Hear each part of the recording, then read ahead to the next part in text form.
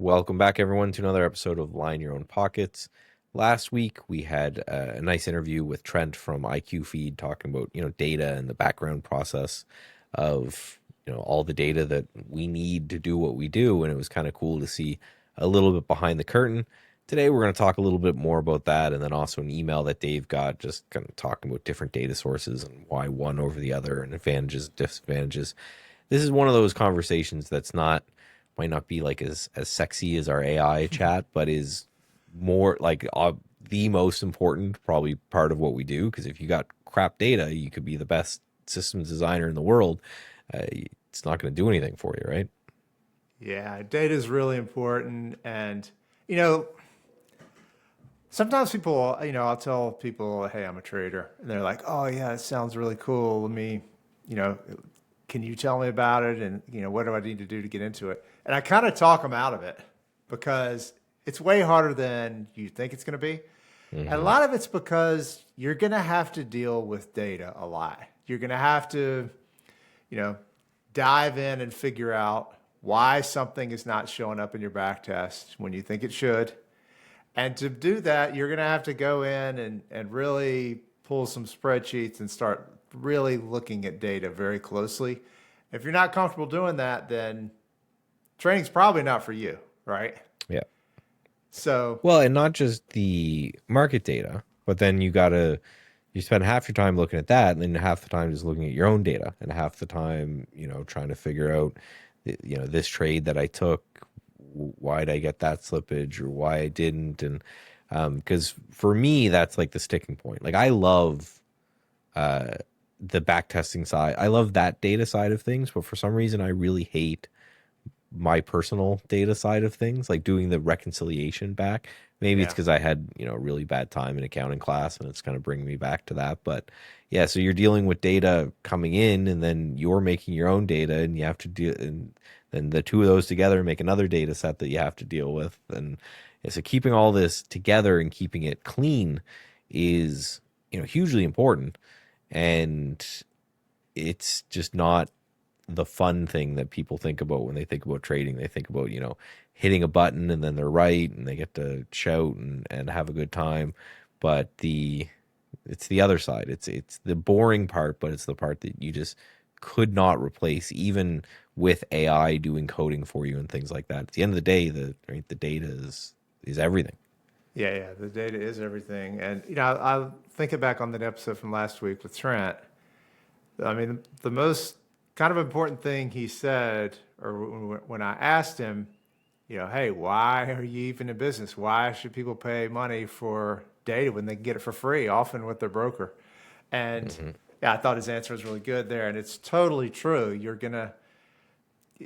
You will wake up one day or come across a trade one day and you'll see, okay, yeah, the data is not right here. The free data that I thought was just standard across every service is not right. Let me compare that to another source. And then you see, okay, the other source is showing different data. Which one's right? So it really becomes pretty important when you're basing decisions based on this data. You're setting up strategies, making rules based on data being accurate or reasonably accurate. So it's pretty jarring when you come across something like, wow, okay, I thought all this data was the same, but it's not. Well, and that to me was, as someone who had a fair amount of understanding of the background of it, but hearing from someone who's behind the curtain, just talk about kind of what a nightmare just the back end of our stock market in general is. How, it's this kind of old dated piece of technology we're kind of holding together. And you talked about how, it's amazing that it works as well as it does. Yeah. But then, getting the data in and cleaning it up, I think a lot of people think that there's just like one pipe. Oh, you plug into the exchange and it's going to spit out all the correct data for you and you're good to go. But there's a lot of, cleaning and merging and things like that that have to happen behind the scenes. And without that kind of stuff, you can get really kind of wonky, maybe back tests that don't make any sense. if it's assuming that you're getting fills at prices that are unrealistic and bad ticks and things like that. So we talked a lot about that, and it's huge, is because if I'm running a mean reverting system, but all of a sudden it's assuming I'm getting filled on these bad ticks that we all see all the time on charts that happen like 20% out of the money, well, that back test is going to look absolutely amazing. And without the cleanness of the data coming in that at least removes those, or something within my code itself that removes those errant trades, you could take something that it looks like you've hacked the matrix and you're going to be a trillionaire in no time, to something that's just the worst trading strategy that you could ever do.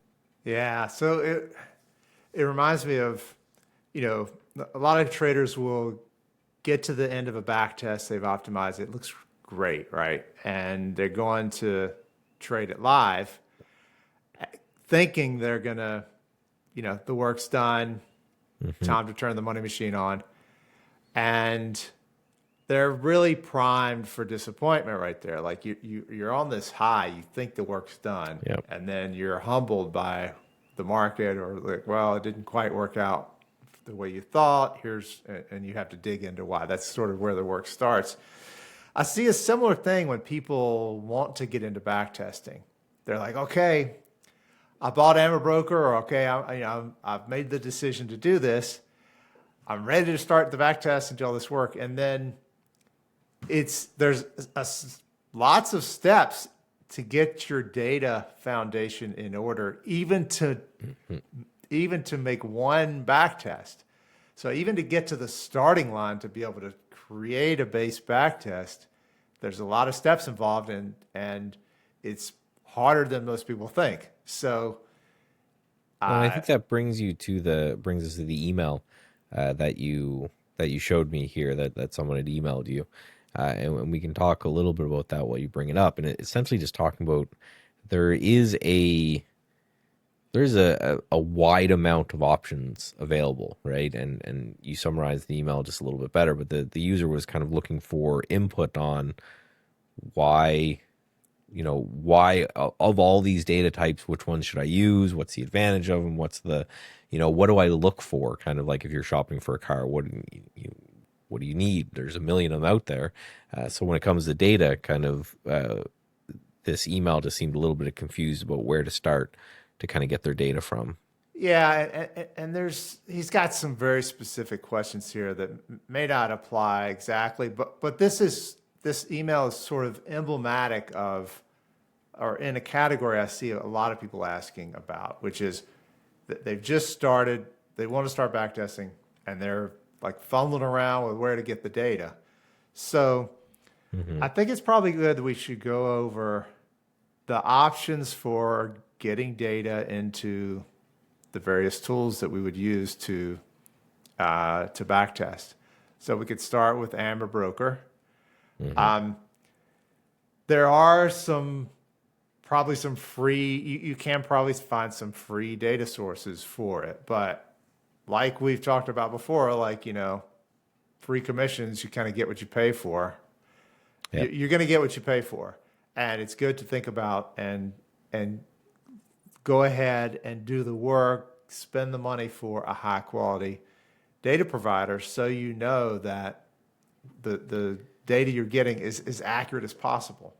Well, and that, outside of even accuracy, that was the experience that I had, that we talked about on the podcast and earlier when I was doing my learning Amni Broker on top of Real Test. Was I initially just went to the kind of cheapest option. I'm like, it's $20 a month for, what are they called now? Massive or something, Yeah, Polygon. massive. Yeah. And yeah, just very quickly kind of wasted like a week or two of my life and just trying to, figure out ways to like merge things and put them in and do all that. Where if I had just gone straight to IQ Feed, that has a more kind of direct link and plug in directly to Amni Broker, then that's going to be, it was obviously the right move and the thing that I should have done with to begin with. So that's kind of where I would start, is by looking at your broker or looking at whatever backtesting engine you're using and saying, okay, what data has already been kind of built to plug into that right away?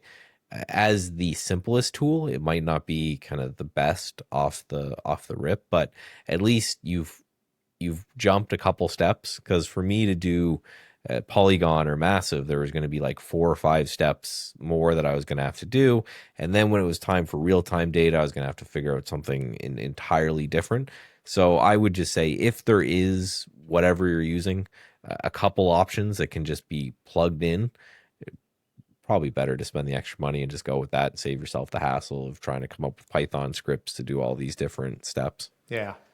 And so when I first started doing this, Polygon was not an option, and I was using the data from Interactive Brokers.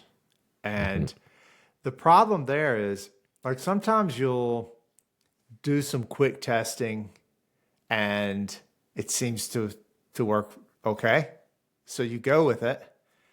But then once it's maybe a few days later, or once you get something live, or you know, you get something live, but then a big day comes along where you've got a lot of candidates to sort through, and all of a sudden your data feed's maxed out because you can only backfill a certain amount of days, you can only backfill a certain amount of symbols, and you're not going to notice that in your testing and, like, your one-off stuff. You're just like, okay, this seems to work. Only when you get something at scale do you realize, okay, well, I've got a big problem here. And a lot of times those days are the ones that you need to be prepared for, because potentially those are the days you can make the most money on.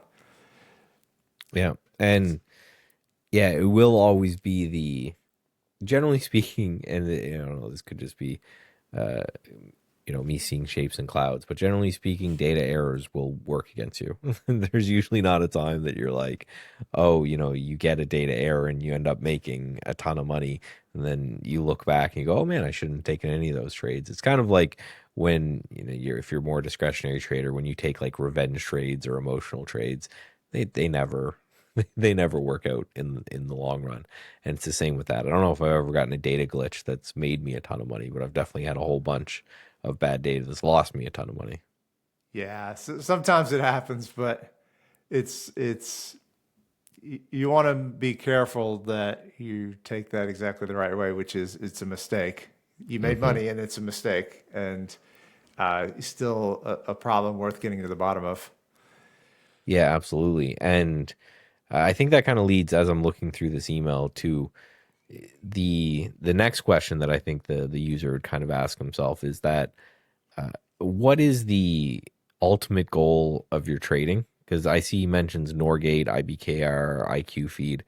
Well, so for example, Norgate, I think, is an amazing data source for daily data and long-term swing trading. They do an amazing job with, removing long or removing delisted stocks, bought out stocks, that kind of thing. Something that I don't see the other ones do.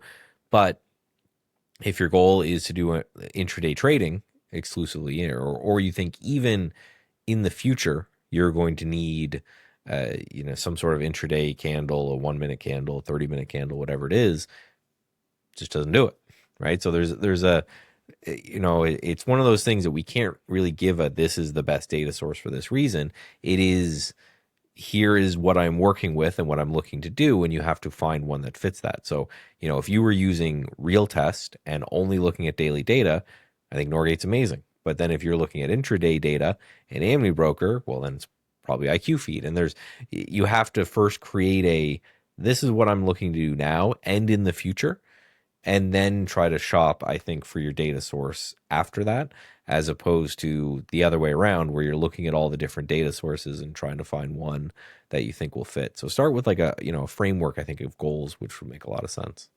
Yeah, I think that's a good way to do it. And yeah, you're right. That is one of the first things I ask. Are you using daily data now, or are you ever going to use intraday in the future? Because sometimes it is Mhm. hard to predict, and it's definitely a dividing line.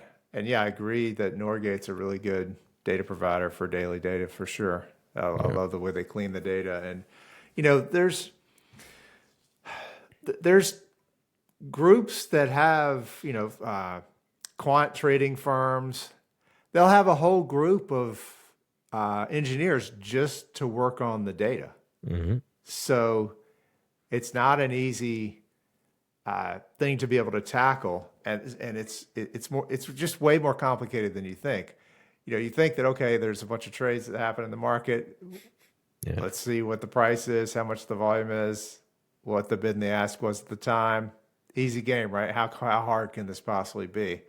But yeah, it turns out there's a lot of things that go into that, and Well, even just like which ticks are allowed or should be put on a chart, like that would encompass the chart to yeah. make up the candle data. There's a whole set of attributes that go on every tick that come from the exchange that say, okay, yeah, this is chartable. This should go toward counting toward the high of the day or the low of the day. If so, downstream services can look at that and take that into account. So it's just more complicated than you think.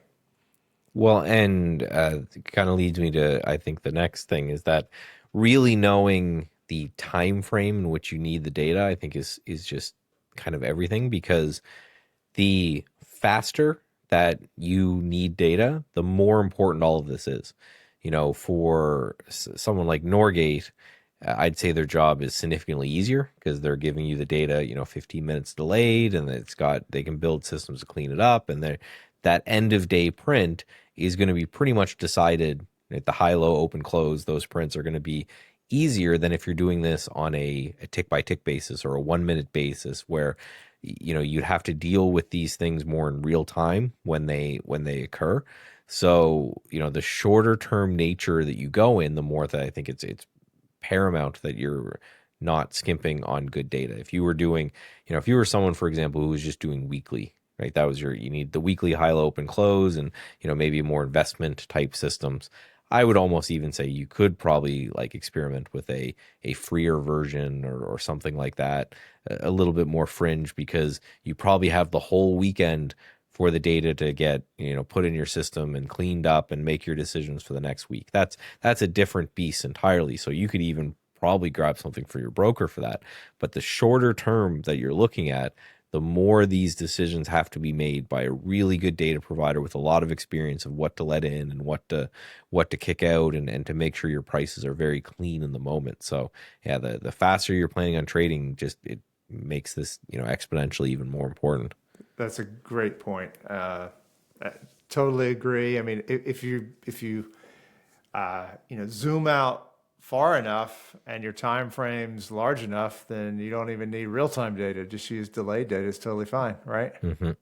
Yeah, because well, and it's the difference when I'm building swing trading systems, my slippage worries are just significantly lower than when I'm building day trading Mhm. systems. Because if I'm planning on holding something for a week and when I'm right, I'm going to make 10%, and when I'm wrong, I'm going to lose 5%, then that difference in the difference of what did I get filled a couple ticks higher or lower is way less. But if you are looking to make a quarter of a percent and lose a quarter of a percent, you can see that every individual tick becomes incrementally more important the tighter down in time frame you go. It's why these HFT shops that you're talking about, they can't make a single mistake on data ever because the edge they're looking for is so much thinner, and it also just becomes harder to I think to reconcile the trades and to go in and to look at that data because as soon as you get into that intraday time frame, if you're talking 1 minute candles, well, everything has been multiplied by 360 right minutes per day as opposed to four data points. Now you're dealing with four data points time every single minute that's happened throughout the day. Yeah, I like the way you're talking about this because you could take this to the nth degree. And a lot of traders want to do that. A lot of traders come from kind of an engineering background. They got an engineering mindset. They want to over engineer something. So a lot of them might hear this and say, okay, I need, I need level one data for all the trades I make in my backtesting database. I need level two data. I've Mm. got the means to do it. Why don't I just do it? And there is a bit of a sweet spot where if you go too far down, you're competing with some very well capitalized firms, HFT firms that like this is Mhm. what they do. And but So there is some limit to where the kind of strategies you trade are going to just pit you against some really good trading firms where this is exactly what they do. This is their sweet spot. Yeah. So you don't want to go that far, but there is this. I think of it like a bit of a continuum where you can day trade, but minute bar data should be all you really need for most strategies. Hmm. Not for necessarily everything you could possibly think of, but for the vast majority of that, there's plenty of edge you can find looking at just minute bar data. And the need you feel, or a lot of engineers feel, to try to over engineer a solution and get data less than that, you should resist that, because there's so much you could do with minute data, even though it's just minute bar data. And that's, yeah, that's, very human. That, right? We think, okay, if we can get faster and smaller Yeah. and lighter, then things will work out better. But you're right. There's a certain world that you zoom into, and then now all of a sudden you're sitting next to Ken Griffin and the billions of dollars that Citadel has in order to do tick by tick, and it's just not a game that you want to play. And I know that there's a lot of day traders out there that was the reason to kind of transition to swing trading, or at least, instead of scalping, holding for hours and minutes and things, just to say, I'm going to avoid you entirely and I'm going to look for kind of longer term trends. I also think it was the rise of really small cap trading as well, just looking for places that they're not having this kind of competition anymore. And just like I mentioned, that when you go from daily data to 1 minute data, you're multiplying the complexity a crap ton. If you go from 1 minute data to level two data, you're it's probably even crazier, because that level two could change 10,000 times in a minute, right? There could be an order there that's Yeah. gone, that's moved, and all of that happens within a 1 minute bar. So, yeah, as you're increasing kind of complexity on the way down, you just have to find your sweet spot. Is when am I allowing in enough data that I can find some amount of edge to explore, but not so much data that I'm just spending my entire life trying to build like an HFT system from the ground up to compete against, your Citadels and your market makers and all those kind of guys in the world, which is, you're not going to do well. Yeah. I mean, there's there are some backtesters that I use that have tick by tick data. Like, for example, S&B has a really good one. Um, but there, there's so many people backtesting there now since the advent of Claude. There's like all of a sudden there's this explosion of backtesting, and because it does tick by tick, and there's a way to do level two data, or level one data, I mean, some of the back tests just take very long. So there's a bit of a bottleneck there because of that. So it's definitely, you want to resist the urge to do it.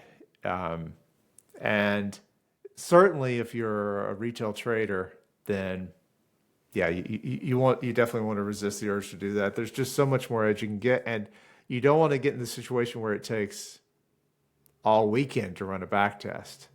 Yeah.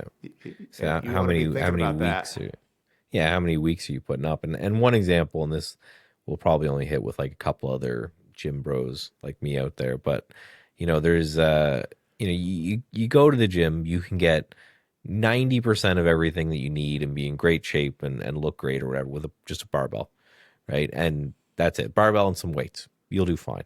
Now you add a dumbbell and a couple machines, maybe the barbell got you 80% of the way there, but the dumbbell and the couple machines, that gets you like 90, 95% of the way there. And then eventually, if you keep going, you're that, the crazy guy doing like the weird exercises that you see on TikTok where you're like balancing on a ball and you got like stuff. Like there's a point in which you're like, you should have just stuck at like the 90%. You got Yeah. most of it done. You get everything. You're in and out in a half hour and you're fine. And then, eventually you can't fit in any of your t-shirts anymore because you're doing like all kinds of weird peptides and crazy exercises. And it's the same way. It's like, what can I do? You boil it down to like the 80-20 principle. what can I do to get the large majority of what I need covered, and then this little fringe stuff I'll just leave to other people with more resources and time and staff and whatever.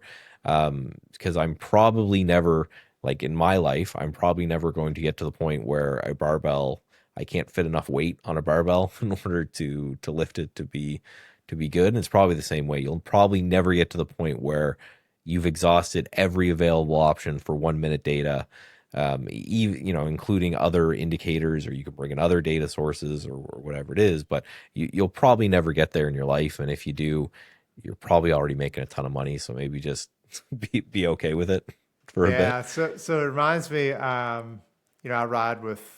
I ride bikes with some fast Yeah. guys, and there is some of them have sort of an arms race for getting the latest greatest bike, the most Hmm. expensive bike, the lightest bike. They have, they'll weigh all their components to make sure they're getting the lightest component for their bike, the water bottle holder. Like they'll weigh that and make sure they're getting the lightest one. It's just like I kind of look at this and laugh just because you spend so much time thinking about that. And, as an engineer, I can see it's kind of fun. So you could easily get trapped in that. But hey, why don't we just go ride bikes and, have one that is a lot less expensive and Hmm. ride it for longer than everybody else does. They've long since replaced bikes that I got mine at the same time. So Well, and it's just more fun. is everything else perfectly dialed in, right? So like before the person put that like lighter weight whatever on Yeah. the on his bike, did he have cheesecake the night before? Like there's so many other parts of your life that unless you have completely kind of maxed out and dialed in, it doesn't make sense to do this additional step. And I'd say it's the same with trading. Are you looking to build a level 2 optimized backtester? Well, have you built one strategy that can make any amount of money using like daily charts? Like Yeah. start there, and then if that's built and optimized, well then maybe you kind of zoom in and you go from there. And if you've ever gotten to the point where you have now you know every moment of your day your buying power is completely utilized with a whole bunch of different systems that's making you a ton of money, and you've got some spare time and you want to incorporate something else, well go nuts. But if you haven't optimized all the way down to that level, it's like you're kind of skipping everything. Be like a fat guy trying to get like lighten up his bike as much as you can. It's not going to work. Lose some weight Yeah. first. That's going to be There's other things that are the priority now, right? Before exactly right. this. Yeah. If you're unprofitable now, you don't need the level 2 data, right? You need Yeah. one strategy that makes some amount of money and then start to get crazier after that. Yeah. I like the way you put that. That's good. So let's talk about Amabroker and backfilling Amabroker because that's often where people struggle with. And that's what, we had a couple episodes on that, using Polygon versus IQ feed to get data in there. One thing about IQ feed that a lot of people don't realize is there's a free trial to IQ feed. Hmm. So you can get the free trial. During the free trial, you cannot backfill all the data because what Trent told me uh, outside of the conversation we had on the podcast was a lot of people were taking the free trial, downloading all the data for years and years and years, and then canceling the trial. Now, I think from IQ Feed's perspective, that might be okay, but the NYSE does not like that at all. Yeah. So that they put a stop to that real quick. So it's not very apparent when you take the free trial to IQ Feed that that's the case. So you go to do a backfill in Amabroker to feed your database with data. If you're on the free trial, it's not going to work. Hmm. It's not. There's not going to be a message that says, "Hey, this is why it's not working." It's kind of this nebulous situation that it's not really clear why. Like maybe it's something on your computer. No, that's the reason. So, yeah, for that reason, it's it's more difficult than it should be. And I'm working on some tools that I think will make this whole process better. Because a lot of times you'll do a backfill with IQ feed, and like I had a couple of users today, they get to the 100% mark, get to the very end of just the backfilling, and it would just hang at 100%. So it seemed like it was done. It seems like it was done, but it just still won't complete for whatever reason. So um, it's just there's all sorts of snags you can run into. Yeah. And I'm working on a better process now to that I think will be a lot cleaner. It'll allow you to see the process of backfilling way better. You can see exactly what's been done, exactly what's remaining, exactly what symbols it's stuck on, exactly the data that it downloaded. You can go back and verify all this. So yeah, I'm excited about this because I can tell that people struggle with this, and it's the point where they've already made the decisions to they can see the potential in starting to do this, and you got all these steps just to get the foundation right to even be able to get to the starting line to even do this. So I'm optimistic I can make this a lot better. Yeah, that'd be great because like one thing with Amni Broker and especially the data as I fought with it for so long, the user friendliness is certainly not the forefront. But at the end of the day, I kind of looked at it and this was when I was battling with Polygon and even when I was trying with like the free trial of IQ feed and everything, I'm like, it's $100 a month. Right. At the end of the day, it's like, Yeah, you spend, I think I'm spending like 150 or something a month. It's like, if you're serious about it, that should be like one good day trade is the difference between that and not. So there are things to be cheap about, right? There are things to kind of save your money on here or there. It's just data is just not one of them, right? It's one of those things that you just really do need something that is going to be reliable and it's going to be something that tests and then you don't need to spend your time doing that. It's like our whole conversation with the AI agents is what are we offloading to something else, right? We mentioned why not build your own back tester with Claude? It's like, yeah, for a couple $100, someone that's already done the work. And same with this, with data. Or do I try to skimp out on data or do I just pay the guy $150 to have some assurance that it's clean and it's accurate and it's arriving on time and all of these things and just spend my time and mental energy doing things that are just way more important on the other end of it. yeah, I totally agree. And it becomes clear when I mean, I remember specifically some trades that a couple days that I took when was first started automated trading and systematically trading. I was going back and reconciling. So I would run a big back test afterwards using my backtesting database and then compare it to the fills and what I was seeing in real time. And they weren't matching up. Like I would see something in the back test, like a big winning trade and such. I Hmm. didn't see that when I was trading real time. It's like, okay, what the heck's going on here? That can't happen. Like, what is going on here? I need to at least understand what's going on here. And when it comes down to it, a lot of times you'll see it's a data issue where the one data provider is showing one set of data and another data provider is showing another one. So it's good to make those consistent. And it's something you see over and over again. And you kind of count this up to slippage, like data issues like this. And sometimes you'll get to the bottom of it and it won't be a solvable problem. It'll just be, well, this is just a data discrepancy that you're going to have to live with. There's nothing you can actually do to make this better. So sometimes you'll get to that point, and but you realize during that whole process just how valuable it is when you're doing systematic trading at the level we're talking about. Well, yeah, and the difference between that $150, it could be more money that you're making, but like you mentioned, it could just be money that you're not losing. Like if you're going to pay that money somewhere else, and that having the same data provider as the back test as the real time trading, that was one of the things that really got me into IQ feed because right now I'm doing like a little bit of a workaround with Trading View and stuff, but eventually I'm gonna undo that and go right to Amni Broker. And that to me makes the most sense because you're laying another layer of complexity on top of it if you have this is my backtesting data provider and this is my real-time data provider.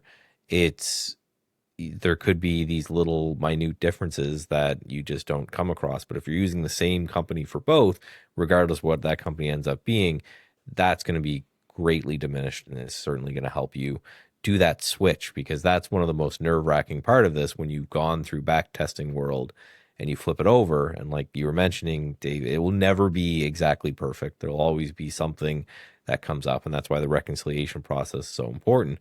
But the you're lowering that kind of worrisomeness just a bit, saying, well, at least it's the same data that I've tested on that's coming in. It's not just completely different feed from, God knows what happened after that.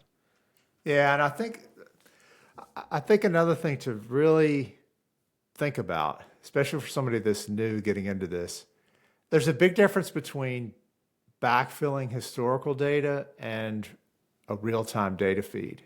And a Mhm. lot of times, even with IQ feed, uh, even from their support, I'll see some users that say, "Hey, Dave, you can't backfill more than 500 symbols. I need to have 500 symbols or more than 500 symbols in my IQ feed." And what people even sometimes their support doesn't realize is it's 500 symbols for 500 level one quote feeds coming back to you in real time quote feeds. Mhm. That's very different than a backfill. You can do a backfill anytime. You Yep. can uh, you could do that after hours. You could do it on a holiday. Like it doesn't matter necessarily how quickly you can you can backfill your backtesting database. Time is not of the essence. You don't need real time data to do a backtest. Mhm. So a lot of times, even the providers themselves kind of get confused there because they assume people want a level one feed for a whole bunch of symbols at once, and that's not what you're doing when you're backtesting. No, and I could see that in and of itself breaking a system, right? You get your back test, it takes forever to go in, but then when you're designing your script or your system in real time, if it's either ingesting a bunch of data it doesn't need or looking at things that it doesn't need, that can incorporate slippage in and of itself. And that would be again another reason to make sure you're doing a bit of the same one because yeah, with I could have kept going with Polygon, especially Claude Code came out since then. I could just tell it to brute force, kind of pull everything in and put it together and throw it in there, and it would figure it out and it would be fine. But that speed of, especially for the intraday strategies, you can't replace that. So you need to make sure that that data is coming in as instantaneously as you can, because like we talked about, the lower your time frame, the more significant all of this ends up becoming. Yeah, we should probably do a whole episode on the real time part of trading with Amber Broker. I mean, Mm, that's it's very different than back testing. Time is of the essence, yeah. and there's a specific sequence of steps to do to get the workflow working, where you can actually scan the entire market using basically you use trade ideas to filter your universe.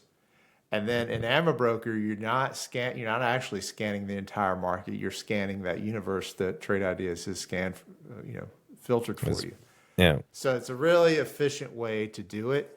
And I even I even hear from Tomas, the creator of Amber Broker, that it's just impossible to do.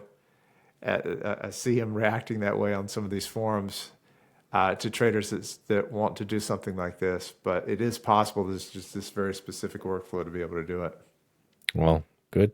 Again, we always, I think at least one time an episode, we say, "Oh, we've just as we're chatting, have come up with a idea for another episode." So there you go. So if you guys are interested in that, make sure you're tuning in whenever we're coming out with these weekly and right subscribing wherever you're seeing it and all that kind of stuff. But as always, I'm Michael Noss. And I'm Dave May. Talk to you next week on Line Your Own Pockets.